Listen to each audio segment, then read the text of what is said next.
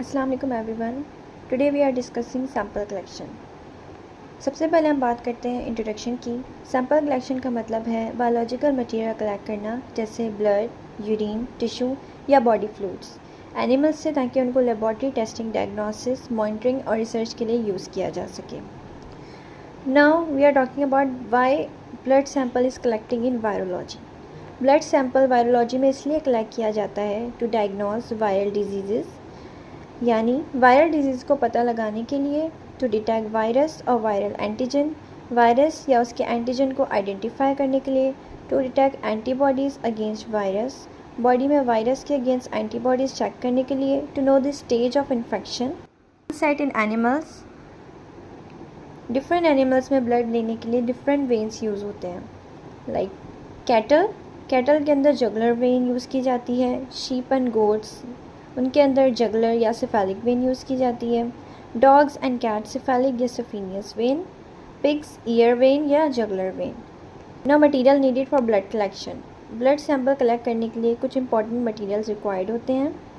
For example syringe and needle, blood withdraw करने के लिए एंटीकोगुलेंट ट्यूब, प्लाज्मा ऑब्टेन करने के लिए plain tube, alcohol swab, site को डिसइंफेक्ट करने के लिए ग्लव्स, हाइजीन और सेफ्टी मेंटेन करने के लिए।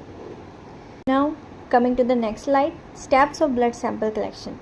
ब्लड सैंपल कलेक्शन के कुछ इंपॉर्टेंट स्टेप होते हैं। Number 1, select proper site. सबसे पहले सुटेबल वेन चूज़ की जाती है जहाँ से ब्लड सेफली लिया जा सके। नंबर 2, रिस्ट्रेन द एनिमल को प्रॉपरली रिस्ट्रेन किया जाता है ताकि मूवमेंट ना हो और इंजरी अवॉइड हो। Number 3, prepare the site. Sampling site को 70% अल्कोहल या एंटीसेप्टिक से क्लीन और डिसइंफेक्ट किया जाता है। Number 4, apply pressure to vein को विजिबल और फिल्ड बनाने के लिए प्रेशर अप्लाई किया जाता है। Number 5, perform venipuncture. Sterile needle vein में से इंसर्ट करके ब्लड सिरिंज या वैक्यूम ट्यूब से विड्रॉ किया जाता है। Number 6, collect correct volume. Required amount में ब्लड कलेक्ट किया जाता है और नीडल रिमूव करने के बाद साइट पर जेंटल प्रेशर अप्लाई किया जाता है।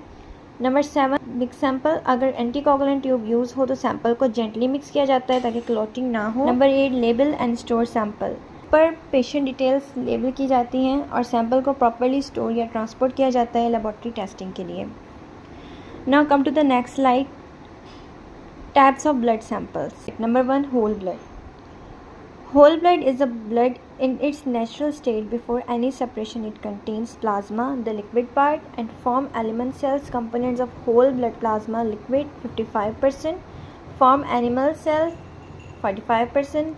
Cells include RBCs, carry oxygen, WBCs that fight infection, platelets that help in clotting.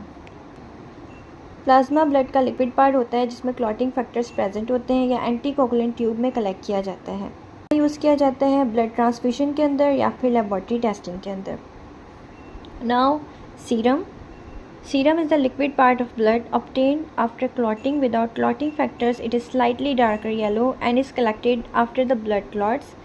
Serum is use for diagnostic test and serology. Serum blood का लिक्विड पार्ट होता है जो क्लॉटिंग के बाद ऑब्टेन होता है और इसमें क्लॉटिंग फैक्टर्स नहीं होते। ये कहाँ पे यूज़ किया जाता है? डायग्नोस्टिक टेस्ट के लिए, सीरोलॉजिक टेस्ट के लिए। What is the difference between plasma and serum? The difference between plasma and serum is, plasma में क्लॉटिंग फैक्टर्स होते हैं जबकि सीरम में क्लॉटिंग फैक्टर्स प्रेजेंट नहीं होते। Thank you so much for listening me. अल्लाह हाफिज़।